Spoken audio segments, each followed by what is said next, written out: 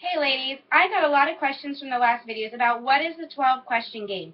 So I want to go ahead and just share with you what I've done. I've done it two ways, and I mix it up sometimes depending on the group. So the first way that I've done it is with 12 little cards.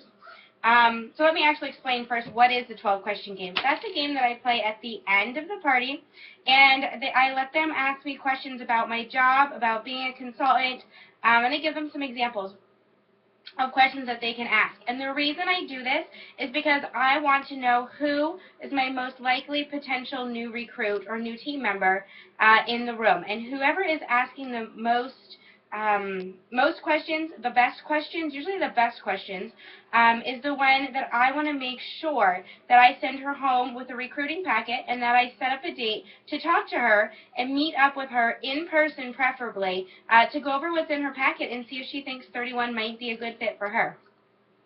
So anyway, one of the first ways I do it is with 12 cards, have them numbered 1 through 12, and 2 little prizes.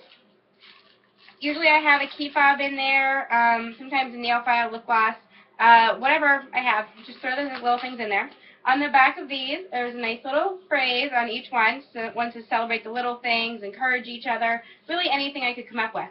So at the end of my presentation, I'll say, okay, ladies, we have one more game. This is a 12-question game is what I call it. And that's because I want you ladies to ask me any questions at all that you have about my job, about being a 31 consultant. You can ask me absolutely anything. Nothing's off limits. You can ask me how much of this stuff I got for free, how far I traveled, how many parties I do, how many guests are usually at my parties, absolutely anything. So I give them those examples, and I say, but there's 2 parts to this game. So I'm only accepting first 12 questions. I'll keep answering your questions, but I only have cards for the first 12.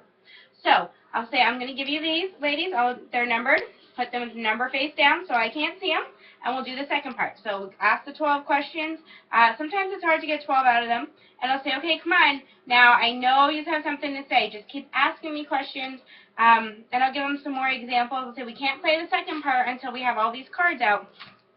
And I just let them know they'll get a card for a question. So ask the questions, pass the card out, and say, okay, now here we go to the second part.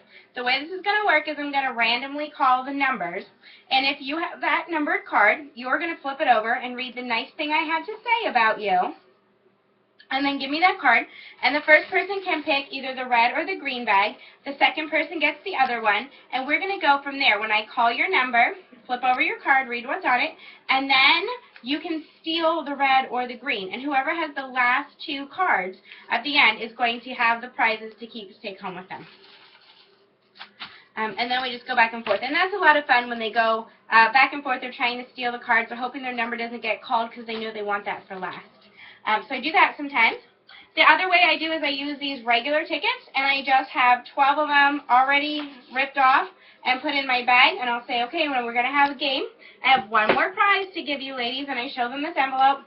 I say, I have a little prize in here for you ladies.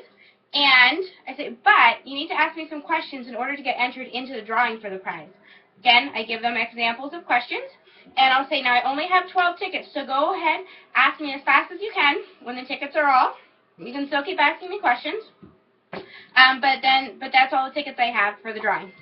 So we do the questions. They all get a ticket. I have them put a name on the back of it, and then I make sure that I pass around one of the products. I collect the tickets in either an O-Snap bin or a little carry-all caddy, and I say, oh, look how cute these are. Did you see this one?